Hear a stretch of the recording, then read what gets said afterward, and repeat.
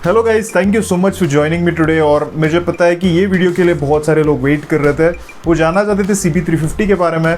अब मैं आपको मेरे बारे में बता देता हूँ। पहली बात तो मैं CB350 को ओन करता हूँ और मुझे ये पता है ये वीडियो देखने के बाद मुझे बहुत सारे लोग अनसब्सक्राइब करेंगे, डिसलाइक करेंगे इस वीडियो को। But at the end of the day देखो, अगर कोई भी ओनर या जो एक बाइक को ओन करता है या जो एक बाइक को पसंद करता है ना, वो कभी भी उसका बुराई सुनना नहीं चाहता है या वो कभी बुराई नहीं करना नहीं चाहेगा अपने बाइक के बारे में। तो मुझे ओनर होके एक रिव्यूअर जैसा आपसे बात करके आपको बताना चाहिए कि क्या प्रॉब्लम्स मैंने फेस किया है 6-7 हज़ार किलोमीटर चलाने के बाद। क्या इश्यूज़ जो इश्यूज़ मैंने फेस किया है, जो आप भी फेस कर सकते हो, उसके बारे में मुझे डिस्कस करना ज़रूरी है। तो वो मैं आज करने वाला हूँ। दोस्तों प्लीज़ पूरा वीडियो एंड तक देखिए, क्योंकि मैं बुराई भी करूँगा, अच्छी चीज़ों के बारे में भी बात करूँगा। And one more thing guys, अगर आपने अभी तक चैनल को सब्सक्राइब नहीं किया and you are not part of the community, please do hit the subscribe button. चलो वीडियो शुरू करते हैं। पहले हम बुरे चीज़ों के बारे में बात करेंगे, फिर उसके बाद मैं अच्छी चीज़ों के बारे में बोलूँगा।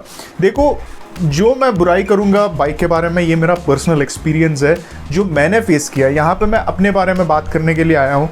ये नहीं है कि मुझे किसी और का प्रॉब्लम देख के मैं भी बोल रहा या मेरे को भी ऐसा लगा, नहीं। मैंने बहुत सारे प्रॉब्लम्स देखा रिव्यूअर्स को बोलते हुए, बट वो उनमें से ना ओनली 50% प्रॉब्लम्स मैंने पर्सनली फेस किया। इसीलिए मैं उन्हीं प्रॉब्लम्स के बारे में आज बात करूंगा, ठीक है। और उसके बाद अच्छी चीज़ों के बारे में हम बात करेंगे। पहला चीज़ जो मुझे इस बाइक में अच्छा नहीं लगता है और मैं परेशान हो जाता हूँ कभी कभी, वो ये है कि इसका जो गियरिंग है ना, ये बहुत इरिटेटिंग है। अब मैं आपको एक बात बताता हूँ, जब मैं सिटी में चलाता हूँ तो मुझे कभी कभी मज़ा आता है, क्योंकि वो जो गियरिंग है ना, उसमें आपको एक पावर फील होता है और मज़ा आता है चलाने में। जब भी मैं ट्रैफिक में एक्सेलरेट कर रहा हूँ या मुझे कहीं किसी को ओवरटेक करना है, तो वो जो पावर फील होता है ना, जो गियर जब आप चेंज करते हो तो आपको 2 स्ट्रोक बाइक का याद दिलाता है। तो उसका जो ईगरनेस है और जिस तरह से गियर शिफ्ट होता है वो बहुत अच्छा है। बट आपको इतने बार गियर शिफ्ट करना पड़ता है कि कभी कभी मैं इतना परेशान हो जाता हूँ कि मुझे हर स्पीड ब्रेकर में, और जब भी मुझे ऐसा कोई पॉटहोल दिखता है रोड पे जहाँ पे मुझे रोकना पड़ता है बाइक को, मैं वहाँ से सेकंड गियर से पुल नहीं कर सकता, मुझे फर्स्ट गियर में डालना ज़रूरी है। एंड जो इसका लॉन्ग गियरिंग है ना, इससे एक एडवांटेज भी है। और बट ये प्रॉब्लम मैंने बहुत ज़्यादा फेस किया और मुझे अच्छा लगता है कभी कभी, बट ज़्यादातर इरिटेटिंग लगने लगता है, क्योंकि मैं थक जाता हूँ गियर चेंज कर करके, और ये एक बहुत बड़ा प्रॉब्लम है। दोस्तों इसके पहले मैंने बहुत सारे वीडियोस बनाए CB350 के, जहाँ पे मैंने मेरा एक्सपीरियंस शेयर किया है। अब ये 6000 किलोमीटर के बाद है। 6000 किलोमीटर के पहले मुझे क्या लगा था, उसके बारे में भी आप वीडियो नीचे क्लिक करके आई बटन पे क्लिक करके देख सकते हो। तो जैसे मैंने आपको बताया, गियरिंग इसका एक बहुत बड़ा प्रॉब्लम है। और मैं आपको रिक्वेस्ट करता हूँ, जब ये आप बाइक खरीदने जाते हो, अच्छे से चलाओ, गियरिंग देखो। आपको गियरिंग अगर प्रॉब्लम होता है तो आप इस बाइक को मत लो, क्योंकि जितना आपको इश्यू होता है ना गियर में, उससे आप परेशान हो जाओगे। अगर आपको ईज़ ऑफ राइडिंग पसंद है तो आपको ये बहुत प्रॉब्लम हो सकता है। स्पीड ब्रेकर में आपको फर्स्ट गियर में शिफ्ट करना है, फिर उसके बाद आप सेकंड गियर, थर्ड गियर को पिक करोगे, क्योंकि आपको थोड़ा जल्दी गियर शिफ्ट करने का आदत है। फिर उसके बाद सडनली एक और स्पीड ब्रेकर आ जाएगा, उसमें फिर से फर्स्ट गियर लगाओ। तो ये है ना, थोड़ा इरिटेटिंग लगने लगता है जब आपको ट्रैफिक में चलाने रहता है, जहाँ पे बहुत ज़्यादा ट्रैफिक नहीं है बट थोड़ा कंजेशन है। तो उस टाइम में ना आपको फील होता है कि यार इसका गियरिंग थोड़ा सा बेटर होना चाहिए था। सेकेंड पॉइंट जो मैंने फेस किया है, जो बहुत सारे लोगों ने डेफिनेटली फेस किया है, आपको मैं एक अभी एग्जाम्पल देता हूँ। मेरे घर से बिग विंग का सर्विस सेंटर 10 किलोमीटर से के अंदर है, ठीक है। 10 किलोमीटर के अंदर ही बिग विंग सेंटर है। अगर मेरे घर से 20 किलोमीटर होता या 15 किलोमीटर से ऊपर होता तो मैं CB350 नहीं लेता। अब मैं आपको बताऊंगा क्यों। इट्स नॉट बिकॉज कि सर्विस सेंटर दूर है। अगर सर्विस सेंटर 100 किलोमीटर भी रहेगा तो कोई प्रॉब्लम नहीं है, मैं ले लेता। बट प्रॉब्लम ये है कि सर्विस सेंटर लिमिटेड है। तो क्या होता है, मेरे घर से 30 किलोमीटर के रेडियस में एक ही सर्विस सेंटर है। तो एक सर्विस सेंटर जब है और इतने सारे CB350 का सेल बढ़ रहा है, तो क्या होता है, सारे लोग वहीं पे आएंगे। एंड डोंट फॉरगेट, ये ओनली CB350 का सर्विस होता है। वहाँ पे अफ्रीका ट्विन का सर्विस होता है, CBR 650 का सर्विस होता है, गोल्ड विंग का सर्विस होता है। तो इतने सारे बाइक्स ऑलरेडी है वहाँ पे सर्विस के लिए, उसके ऊपर CB350 का लोड उनको मैनेज करना पड़ता है, और वो नहीं कर पा रहे। क्योंकि जब भी मैं सैटरडे बाइक देने जाता हूँ तो वो बोलते हैं कि आपको end of this day meal जाएगा बाइक, और कहीं आप दूर रहते हो तो आपको सर्विस सेंटर में रुकना पड़ेगा, ठीक है। आपका पूरा दिन वेस्ट हो जाएगा। तो मैं आपको इतना बोल रहा हूँ कि अगर आपके घर से पास में है, ओके, और आप कभी कभी वीकडे में भी टाइम निकाल के दे सकते हो बाइक और सर्विस करा सकते हो तो ठीक है। बट आप कहीं से दूर से आते हो ना, since it only has one service centre, वहाँ पे बहुत ज़्यादा भीड़ हो जाता है, बहुत सारे CB350s आ जाते हैं और वो मैनेज कर पा रहे हैं, बट आपको थोड़ा सा ऐसा एक फीलिंग होगा कि यार बहुत ज़्यादा रश आ गया है वीकेंड्स में। और ये आपको रॉयल एनफील्ड में भी देखने को मिलेगा। बट रॉयल एनफील्ड का क्या है, सर्विस सेंटर बढ़ रहा है, ठीक है। और बिग विंग का मैंने ऑलमोस्ट 1.5 ईयर में बहुत कम सर्विस सेंटर को ग्रो होते हुए देखा है, वो भी एक मेट्रोपॉलिटन सिटी जैसे बेंगलुरु में। तो मुझे नहीं पता कि होंडा क्या कर रहे हैं और वो किस तरह से प्लान कर रहे हैं उनका सर्विस सेंटर को बढ़ाने के लिए, बट आई थिंक उनको थोड़ा स्पीड बढ़ाना चाहिए, क्योंकि अभी जितना ग्रो हुआ ना 1 साल में, इट्स वेरी डिसअपॉइंटिंग। और अगर वो ग्रो नहीं करेंगे तो सेल तो बढ़ते रहेगा बट सर्विस सेंटर एक ही रहेगा, तो भीड़ भी बढ़ते रहेगा सर्विस सेंटर में, तो प्रॉब्लम डेफिनेटली हो सकता है। तो 2 चीज़ों के बारे में ऑलरेडी मैंने बता दिया कि मेरे को 6000 किलोमीटर और 3 सर्विस में कैसा एक्सपीरियंस रहा है। नेक्स्ट पॉइंट में हम आ जाते हैं। नेक्स्ट पॉइंट में ये है कि इसका जो जिस तरह से इन्होंने डिज़ाइन किया है बाइक को, बहुत स्पेशल लगता है, ठीक है। आप कहीं से दूर से देखते हो ना तो एकदम मतलब एक प्रॉपर वाला रेट्रो लुक देता है। और इसका जो फिनिशिंग है, फिट फिनिश क्वालिटी है, बहुत अच्छा है। उसके बारे में मैं बाद में आपसे बात करूंगा। बट इसका प्रॉब्लम है कि इतने सारे मॉडर्न एलिमेंट्स है, आपने LED लाइट्स दिया है, टेल लैम्प्स दिया है, सब कुछ दिया है, ठीक है। बट जो उसका जो सीट है, छोटे मोटे चीज़ें है ना, इतना इरिटेटिंग लगता है। अगर आपको सीट खोलना है तो आपको साइड पैनल खोलना पड़ेगा और वो साइड पैनल फिट नहीं होता है, इतना मतलब उसका इरिटेटिंग है उसको फिट करने के लिए, आप परेशान हो जाओगे, ठीक है। अभी मैं अगर क्लासिक से कंपेयर करूंगा तो लोग बोलेंगे यार क्लासिक का भी उसी तरह है, उसका भी फिट इतने अच्छे से नहीं होता है। बट देखो, जब आप क्लासिक से कंपेयर करते हो CB350 को, आप हमेशा बोलते हो कि यार मॉडर्न है बाइक, ठीक है, इसमें LED लाइट्स मिलता है, आपको बेटर इंजन मिलता है, तो ये सारी चीज़ों के बारे में आप बात करते हो, तो डेफिनेटली सारे चीज़ में मॉडर्न होना ज़रूरी है ना CB350 को। उसका जो साइड पैनल का फिटिंग है वो मुझे उतना अच्छा नहीं लगता है। आप एक बार खोलते हो ना तो उसको फिट करने के लिए आपको 15-20 मिनट लग जाता है। और आपको अगर सीट खोलना है तो आपको एक एलन की चाहिए रहेगा, और उसको एक्सेस करने के लिए आपको साइड पैनल खोलना है। साइड पैनल खोलोगे की लगा के, फिर उसके बाद एलन की निकालोगे। अब उसको साइड पैनल को फिट करने के लिए आपको टाइम लगेगा, फिर उसके बाद एलन की लगा के सीट खोलोगे। सीट में आप एक्सेस लेने के बाद फिर जब सीट बंद करना रहेगा आपको, उसके लिए आपको 15-20 मिनट लगेगा, क्योंकि सीट का भी फिटिंग उतना ठीक ठाक नहीं है। और एलन की का मैं बता रहा हूँ आपको, उसका जो एलन की है उसका स्क्रू लगाने के बाद अगर आप टाइटली नहीं लगाओगे ना तो वो निकल जाएगा। मेरा एक बार निकल चुका है उसका जो स्क्रू है। मेरा गलती भी है कि मैंने उसको टाइटली फिट नहीं किया था, बट वो गिर गया। उसके बाद मेरे को सर्विस सेंटर जाके एक और स्क्रू लेके आना पड़ा। ये एक प्रॉब्लम है उस बाइक में। आई थिंक ये तीनों चीज़ों के बारे में जो मैंने बात की, बहुत कम लोग इसके बारे में बोलते हैं, क्योंकि देखो मैं ओनर हूँ, ठीक है। अगर आप मुझे कुछ भी गलत कमेंट कर रहे हो तो एक बार सोच लो कि मैं ओन करता हूँ बाइक को और मैं अपना ऑनेस्ट एक्सपीरियंस शेयर करने आया हूँ यहाँ पे। इसीलिए मेरे सब्सक्राइबर्स और मेरे व्यूअर्स मुझे ट्रस्ट करते हैं। अगर आपको लगता है कि मैं कुछ गलत बोल रहा हूँ बाइक के बारे में, ये नहीं है, मेरा पर्सनल एक्सपीरियंस है। मैं बस एक हेड्स अप देना चाहता हूँ सारे ओनर्स और एस्पायरिंग बायर्स को कि किस तरह का एक्सपीरियंस आपके साथ भी हो सकता है, ठीक है। नेक्स्ट पॉइंट की हम बात कर रहे हैं वो है टायर्स। देखो टायर्स मुझे ठीक है, आपको टायर में लाइफ मिलेगा, ठीक है, लाइफ तो अच्छा खासा आपको मिलेगा। मैं ये टायर के बारे में जानता हूँ, इसका जो रबर कंपाउंड है वो आपको लॉन्ग लाइफ देगा। बट जो ग्रिप लेवल्स है ना इस बाइक का, वो मुझे उतना खास नहीं लगा है। जो इसके ब्रेक्स है वो बहुत बढ़िया है और इसका जो हैंडलिंग है वो बहुत अच्छा है, इसीलिए ना आपको वो फील नहीं होता है ज़्यादा। बट अगर आप एक एक्सपीरियंस राइडर हो ना तो आपको डेफिनेटली पता चलेगा कि इसका जो टायर्स है ना वो एक ग्रिप आपको ऑफर नहीं करता है जो आपको एक मतलब इस सेगमेंट के बाइक को जो ऑफर करना चाहिए, ठीक है। जो वो ग्रिप लेवल से I think that is missing.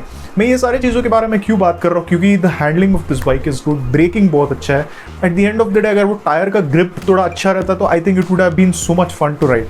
तो मुझे लगा कि CB350 RS का जो ग्रिप लेवल्स है कॉर्नरिंग में और स्ट्रेट लाइंस का जो आप लाइन मेंटेन कर सकते हो जो टर्न लेते हो, तो वो थोड़ा मेरे को RS का थोड़ा बेटर लगा। But it's not bad, but थोड़ा सा आई थिंक ग्रिप लेवल थोड़ा सा बेटर हो सकता है। नेक्स्ट पॉइंट है रस्ट। अब रस्ट एक ऐसा टॉपिक है जो लोग बोलते रहते हैं रस्टिंग के बारे में, बट मैं आपको बोलना चाहता हूँ मैंने बहुत कम रस्टिंग इश्यूज फेस किया है बाइक में। जहाँ पे भी मैंने रस्टिंग इश्यूज फेस किया है वो बहुत मिनिमल है, और मैं मानता हूँ कि वो ज़्यादातर बाइक्स में होते ही, उतना जो रस्टिंग मैंने फेस किया है। मे बी मैंने थोड़ा सा स्क्रू के आसपास मैंने रस्टिंग फेस किया है। उसके बाद जो मतलब आपका जो सीट फिट करने वाला वो एरिया है जो विच इज़ एक्सपेक्टेड, और जो साइलेंसर है उसमें जो साइलेंसर को जब वेल्डिंग हुआ है साइलेंसर को होल्ड करने के लिए, वहाँ पे थोड़ा पानी फंस जाता है और स्लाइट रस्ट देखने को मिलता है, वो भी बहुत बड़ा प्रॉब्लम नहीं है। तो ये दो चीज़ों में जगह में मैंने रस्ट देखा है। बट मैं बता रहा हूँ आपको, जब भी मैं CB350 के ओनर से जब मिलता हूँ और उनसे उनके बाइक के बारे में पूछता हूँ और उनके बाइक को देखता हूँ, उनके सारे जितने भी ओनर्स हैं उनका पूरा चेन रस्ट हुआ रहता है, ठीक है।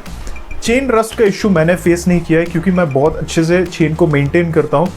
अगर आप रेगुलरली चेन को मेंटेन करोगे आपको भी कोई प्रॉब्लम नहीं आएगा CB350 के चेन में। बट अगर आप ह्यूमिड एरियाज़ में रहते हो तो शायद आपको आया रहेगा।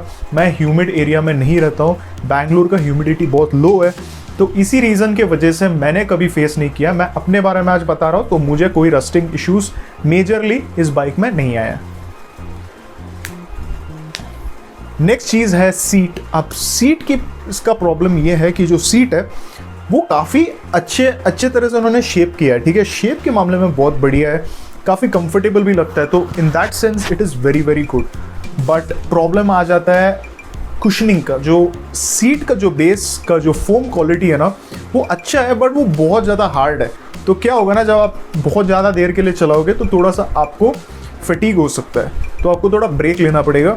मैं मानता हूँ कि थोड़ा जो सीट जो हार्ड होता है वो लॉन्ग राइड्स के लिए बेटर होता है, but at the end of the day मैं जब चला रहा था बाइक लॉन्ग राइड्स पे, तो उसका जो सीट का बेस है वो शायद थोड़ा सा अगर सॉफ्टर एरिया में होता तो शायद थोड़ा सा बेटर रहता। मैंने पर्सनली मेरे सीट के जो शेप है उसको पूरी तरह से चेंज किया है मैंने मेरे लाइकिंग और कंफर्ट के हिसाब से। बट अगर आपको स्टॉक सीट अगर लेने का सोच रहे हो तो you can go for split seat, थोड़ा मुझे बेटर लगा कंफर्ट के मामले में। ओके नेक्स्ट, ओके ये चीज़ जो मैंने फेस किया है एक प्रॉब्लम, देखो build quality fit and finish की बात करें तो this is one of the best bike in the segment without a doubt, ठीक है, नो कंपेरिजन। बट ऐसे एरियाज़ है जहाँ पे मुझे लगता है कि बिल्ड क्वालिटी थोड़ा और इम्प्रूव हो सकता था, मे बी द सीट के फिटिंग में या मे बी पैनल के फिटिंग में। तो यहाँ अगर वो पता नहीं उन्होंने क्यों कॉम्प्रोमाइज़ किया, जब उन्होंने इतना अच्छा क्वालिटी का मोटरसाइकिल बनाया है तो छोटे मोटे एरियाज़ में कॉम्प्रोमाइज़ करने का ज़रूरत नहीं था। तो साइड पैनल्स का फिटिंग ले लो या सीट का फिटिंग ले लो, तो एक छोटे मोटे एरियाज़ है जहाँ पे थोड़ा और होता तो इसका फिट फिनिश परफेक्ट होता।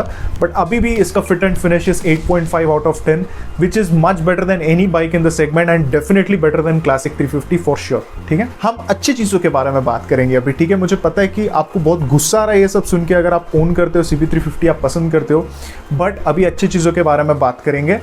देखो अच्छी चीज़ों के बारे में मैं बताऊं तो एक तो इस बाइक का जो सस्पेंशन है जो मैं थोड़ी देर पहले आपको बता रहा था बहुत ज़्यादा एब्जॉर्बेंट है। ऐसा नहीं बोलूँगा कि बहुत ज़्यादा कंफर्टेबल है, बट उसका बैलेंस काफ़ी सही है।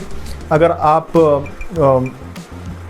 मे बी छोटे मोटे पॉटहोल्स में जब चलाते हो तो you will have no problem, but जब बड़े खड्डे आ जाते हैं तो आपको वो फील होंगे।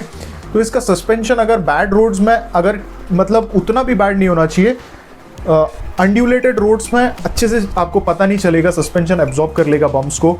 बट अगर आप बहुत बड़े बम्प में अगर इसको लेके जाओगे तो वो उसका जो वर्टिकल मूवमेंट है वो आपको फील होगा, तो वो चीज़ आपको जानना ज़रूरी है। अगर आप बहुत ख़राब रोड्स पे इसको चलाओगे तो आप फील करोगे। बट इसका एक सबसे अच्छा क्वालिटी है जो मैं जितना चलाया हूँ ना मेरे को उतना ज़्यादा पसंद आया, और इस रीज़न के वजह से मैं आपको सीधा आके बोल सकता हूँ कि बाइक खरीद लो। देखो मैंने ADV बाइक्स चलाया और मुझे ADV बाइक्स बहुत पसंद है, और आई थिंक ADV बाइक्स हमारे सेगमेंट के लिए परफेक्ट है सच बोलूँ तो। क्योंकि देखो हमारा सेगमेंट जो है, हमारे सेगमेंट की बात करो, हमारे कंट्री के जो रोड्स है ना वो बहुत ख़राब है, ठीक है, और ADVs का सेंस बनता है। बट हाइनेस जो ADVs मैंने चलाया है ना, ADVs में भी इतना ज़्यादा बैलेंस नहीं मिलता जो हाइनेस में मिलता है। आप लिटरली जिस तरह से इसमें सैडलिंग कर सकते हो, सैडलिंग मतलब फुटपैक्स पे खड़े होके आप इसको जिस तरह से लेके जा सकते हो ना सिटी पे, मुझे नहीं लगता कि even ADVs can offer this good off roading capabilities. Off roading करना है ना आपको, और आपको रेट्रो बाइक चाहिए, इससे अच्छा बाइक आपको मिलेगा नहीं सेगमेंट में। आपको 2 पॉइंट्स है, मैं बताता हूँ क्यों। एक तो इसका जो बैलेंस है हैंडलिंग का, वो इतना अच्छा है कि आपको वेट फील नहीं होता है। एंड एडीवीज का सबसे इंपॉर्टेंट चीज़ होना चाहिए कि आपको वो वेट फील नहीं होना चाहिए। जो एडीवी बाइक्स होता है ना, उसका वेट बैलेंस जो होता है वो काफ़ी अच्छा होना चाहिए। फॉर एग्जाम्पल अभी आप हिमालयन देख लो, हिमालयन काफ़ी अच्छा ऑफ रोडिंग बाइक है, बट उसका जो वेट बैलेंस है ना, उससे भी अच्छा लगा मुझे हाइनेस का। मैं सच बता रहा हूँ आपको, मेरा ओपिनियन नहीं है, क्योंकि हाइनेस का जो वेट बैलेंस हो इतना बढ़िया है, तो आप उसमें सैडलिंग करने के टाइम ना आपको इतना ईजी हो जाएगा कंट्रोल करने के लिए बाइक को, क्योंकि इतना लाइट लगता है और आपको ना झुकना भी नहीं पड़ेगा। आपका हैंडल बार इतना परफेक्ट पोजीशन में रहता है, आप खड़े होके, अगर आपका हाइट 5'10" to 6" है, तो आप उसमें खड़े होके हैंडल बार को पकड़ के आराम से सैडलिंग कर सकते हो, कहीं भी रोड्स पे लेके जा सकते हो। तो सिटी कंफर्ट में ना इससे अच्छा बाइक आपको नहीं मिलेगा। सीरियसली मैं आपको बता रहा हूँ, सिटी में चला रहे हो, बैड रोड्स पे बहुत सही है। और अगर आप ऑफ रोडिंग भी कर रहे हो ना, तो इसका गियरिंग जो है उससे आपको बहुत फायदा होगा, क्योंकि आप फर्स्ट गियर में ना बहुत ज़्यादा देर के लिए रह सकते हो। तो फर्स्ट गियर में रख के आप सैडलिंग करके ऑफ रोडिंग कर सकते हो, जो एक मतलब इसमें परफेक्ट कैरेक्टरिस्टिक्स है ऑफ रोडिंग का। तो I think really good off roading bike अगर आप करने का सोच रहे हो। हाँ, हम रेट्रो बाइक्स को यूजुअली ऑफ रोडिंग पर लेके नहीं जाते हैं, but really good off roading bike. मैं बहुत ज़्यादा ऑफ रोडिंग किया हूँ CB350 में और मुझे बहुत ज़्यादा मज़ा आता है। नेक्स्ट चीज़ है इसका मॉडर्न टेक्नोलॉजी और हेडलाइट का जो थ्रो है ना, वो बहुत बढ़िया है। मुझे लगता है कि ऑक्सिलरी लाइट्स का भी ज़रूरत नहीं पड़ेगा आपको सिटी में, इतना अच्छा हेडलाइट थ्रो है। लो बीम हाई बीम दोनों बहुत अच्छे से काम करता है। LED लाइट्स है। जस्ट एक रेट्रो बाइक है, उसका मतलब ये नहीं है कि आप प्रैक्टिकल यूसेज में कॉम्प्रोमाइज़ करो, ठीक है। होंडा हैलोजन बल्ब दे सकते थे इसमें, बट उन्होंने नहीं दिया है, क्योंकि उनको पता है कि एक मॉडर्न रेट्रो बाइक का मतलब ये नहीं है कि बहुत सारे ऐसे कंफर्ट फीचर से उसको निकाल दो। बहुत अच्छा किया उन्होंने LED हेडलाइट्स देके, बहुत अच्छा है इसका throw, and I am having no problem while riding in this city. Next बात करते हैं सेफ्टी के बारे में, क्योंकि जब मैं ब्रेक्स यूज़ करता हूँ मुझे एक रीअश्योरिंग फील मिलता है, काफ़ी सेफ लगता है बाइक। जब भी मुझे ब्रेक्स यूज़ करता हूँ ना, एक फेड नहीं होता है जल्दी से, ठीक है। इसका डिस्क भी काफ़ी बड़ा है, और जो इसके ब्रेक कैलिपर्स है वो भी बहुत अच्छे से काम करते हैं। हैवी है बाइक, ठीक है, तो आपको ना रुक जाता है बाइक, जब आपको रोकना रहता है ना तो वो रुक जाएगा, आपको ज़्यादा मेहनत नहीं करना पड़ेगा, तो आपको ऐसा लगता भी नहीं है कि हैवी है, भारी है, ठीक है। बहुत अच्छे ब्रेक्स है। सेफ्टी के मामले में ना इसको आप 100% दे सकते हो, क्योंकि आप एक बाइक ले रहे हो, आपके लिए आपका सेफ्टी बहुत ज़रूरी जो होना चाहिए। Standard dual channel ABS, slipper clutch जो बहुत ज़रूरी होता है सेफ्टी के लिए, ट्रैक्शन कंट्रोल भी बहुत ज़रूरी होता है सेफ्टी के लिए। तो ये तीनों फीचर्स होंडा ऑफर कर रहा है, and I really appreciate Honda for this, क्योंकि ट्रैक्शन कंट्रोल और स्लिपर क्लच मैंने बहुत ज़्यादा यूज़ किया है बाइक को रोकने के लिए। स्लिपर क्लच होने से आपके ब्रेक पैड भी बच जाते हैं। वो कैसे बचते हैं वो चीज़ आपको मैं नेक्स्ट वीडियो में बताने वाला हूँ। ये भी बताऊंगा कि फोर्थ सर्विस का एक्सपीरियंस कैसा रहा है, पेड सर्विस का कॉस्ट कितना हुआ है। उसके लिए दोस्तों आपको चैनल को सब्सक्राइब करके मुझे ट्यून करना पड़ेगा, ठीक है। आपको डेफिनेटली अपडेट करूंगा। और हम बात कर रहे थे सेफ्टी के मामले में बहुत आगे है। सेफ्टी के बारे में सोचते हो ना, जो सोचना चाहिए आपको, go for highness, eyes closed, ठीक है। पिलियन कंफर्ट बहुत बढ़िया है बाइक का। अगर आप पिलियन कंफर्ट के लिए ले रहे हो बाइक, ले लो, बस सिंपल है। बेस्ट पिलियन कंफर्ट ऑफर करता है ये बाइक इस सेगमेंट में। ऑलमोस्ट होंडा एक्टिवा जितना बड़ा है इसका सीट, तो आपको बैठ के आपके पिलियन को अगर बैठना है, या कोई एज्ड पिलियन है आपके, उनको भी चढ़ने में कोई प्रॉब्लम नहीं होगा। काफ़ी कंफर्टेबल है और 100% आप इसको ले सकते हो। नेक्स्ट पॉइंट है माइलेज। मैंने 5000 किलोमीटर के पहले जो मेरा एक्सपीरियंस था वहाँ पे भी मैंने ये चीज़ बताया था, अभी भी बता रहा हूँ। इसका जो माइलेज है मुझे आज तक कभी 42 के नीचे नहीं दिया है, ठीक है। मैं रफली चलाऊँ या मतलब परफॉर्मेंस ओरिएंटेड वे में चलाऊँ या आराम से चलाऊँ, मुझे हमेशा अच्छा माइलेज दिया है। 45 से ऊपर देता है। और जिस तरह का अभी प्राइस हो रहा है ना पेट्रोल का, माइलेज बहुत ज़रूरी हो जाता है। और मुझे लगता है कि क्लासिक 350, मीटियोर और बाकी की जितने भी बाइक्स इस सेगमेंट में, उन सब में से सबसे बेस्ट माइलेज देता है। और इसीलिए उन्होंने ऐसा गियरिंग बनाया ताकि माइलेज वो ज़्यादा एक्सट्रैक्ट कर सके, ठीक है। नेक्स्ट चीज़ जो मुझे इस बाइक में बहुत अच्छा लगता है वो है होंडा का क्वालिटी, जो आपको कहीं पे भी देखो आपको दिख जाता है। जो ओवरऑल क्वालिटी है ना बाइक का, वो बहुत बढ़िया। पेंट क्वालिटी ले लो या क्रोम का जो फिनिशिंग है, जो ओवरऑल जो बाइक का फिनिशिंग है ना, वो बहुत बढ़िया है। आपको क्वालिटी मैटर होता है तो आप ले सकते हो 100%। नेक्स्ट पॉइंट है वैल्यू फॉर मनी। अभी मैंने कितना ऑलमोस्ट 1 साल से ज़्यादा मैं चला रहा हूँ और मैं आपको 100% बता सकता हूँ, नॉट ओनली माई बाइक, मैंने बहुत सारे दूसरे बाइक्स भी चलाए हैं CB350 आफ्टर जो 10,000 किलोमीटर से भी ज़्यादा चल चुके हैं। तो मैं आपको बता देता हूँ, मुझे आज तक कभी ऐसा नहीं लगा कि मैंने पैसे को वेस्ट किया है। इवन अगर आपको बाइक पसंद भी नहीं आता है तो आपने ले लिया बस प्रैक्टिकल पर्पज़ के लिए, तो भी आपको ऐसा नहीं लगेगा कि मैंने पैसा वेस्ट किया है। Value for money 100%। फीचर्स के मामले में ले लो, इंजन के smoothness, quality, refinement, overall service quality में भी, सर्विस का जो एक्सपीरियंस है वो थोड़ा आपको कम्बरसम हो सकता है, बट जो ओवरऑल क्वालिटी है ना वो बहुत बढ़िया है, ठीक है। तो उस मामले में 100% मैं आपको इस बाइक रेकमेंड करूँगा। नेक्स्ट चीज़ है साउंड। मुझे लगता है अगेन सेगमेंट में सबसे बेस्ट साउंडिंग बाइक है ये। The next best sounding bike जो मुझे लगता है वो है ESD या जावा, जो अच्छा है, बट CB350 का जो साउंड है आई think it is the best, उसका कोई कंपैरिजन नहीं है। लाउड है, बहुत ज़्यादा मतलब रिफाइंड है और एक प्रॉपर वाला आपको साउंड लगता है। तो जब आप चलाते हो ना तो आपको एक फील आता है कि you are riding a big bike. तो वो चीज़, वो उस साउंड के मामले में I think this is the best bike that you can buy. और एक और प्रॉब्लम जो मुझे लगा है, जो आप मेरे बारे में जानते हो, मैं बाइक्स यूजुअली चलाते रहता हूँ, नॉट ओनली दिस बाइक, बहुत सारे बाइक्स में चलाते रहता हूँ क्योंकि मेरा पैशन है बाइक राइडिंग। तो जब भी मैं क्लासिक या मीटियोर चलाता हूँ ना तो मुझे एक चीज़ लगता है कि यार CB350 थोड़ा छोटा है, तो वो मुझे जो बिग बाइक वाला फील आता है मीटियोर और CB350 में, जो बहुत सारे लोग उसी रीज़न के लिए बाइक लेते हैं इस सेगमेंट के बाइक्स, वो मुझे CB350 में उतना आता नहीं है। तो मुझे ऐसा लगता है कि मैं छोटा सा बाइक चला रहा हूँ। बट अगर लॉजिक की बात करें और स्पेक शीट की बात करें तो CB350 सबसे बड़ा बाइक है।